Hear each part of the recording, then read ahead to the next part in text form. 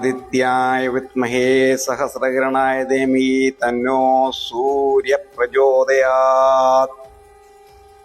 സൂര്യദേവന്റെ രഥത്തിന് പിന്നിലെ ആത്മീയ രഹസ്യം എന്താണെന്ന് നിങ്ങൾക്ക് അറിയാമോ?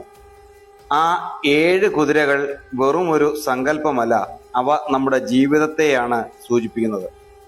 വേദങ്ങൾ പ്രകാരം സൂര്യദേവന്റെ രഥത്തിന് 7 കുതിരകളുണ്ട്.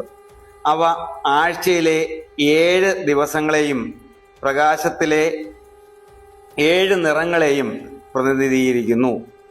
ആത്മീയമായി പറഞ്ഞാൽ ഇവ നമ്മുടെ ശരീരത്തിലെ 7 ചക്രങ്ങളാണ്. ഈ 7 ചക്രങ്ങളെയും നിയന്ത്രിക്കാൻ സൂര്യപ്രകാശത്തിന് സാധിക്കും. അരുണൻ എന്ന തേരാളിയാണ് ഈ രഥം നയിക്കുന്നത്. കാലത്തിന്റെ ചക്രത്തെ മുന്നോട്ട് നയിക്കുന്ന ഈശ്വര ശക്തിയാണ് സൂര്യൻ. ഇവിടെ നാം പഠിക്കേണ്ട ഒരു വലിയ ഗുണപാഠമുണ്ട്. സൂര്യരഥത്തിലെ 7 കുതിരകളും വ്യത്യസ്ത ദിശകളിലേക്ക് ഓടാൻ ശ്രമിക്കുമെങ്കിൽ,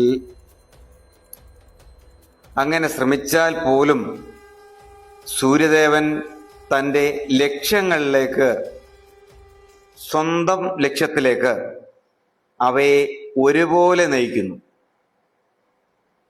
നമ്മുടെ ജീവിതത്തിലും പല ചിന്തകൾ നമ്മളെ പല വഴികളിലേക്ക് വലിച്ച് ഇഴച്ചേക്കാം.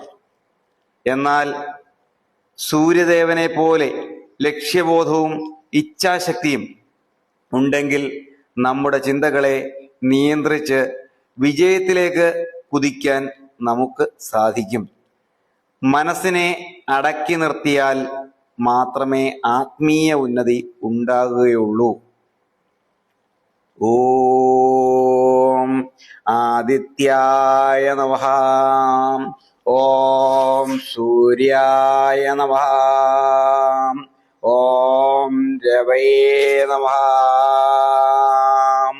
ഓം ഹ്രാം ഹ്രീം ഹ്രൗം സഹസൂര്യായ നമഃ.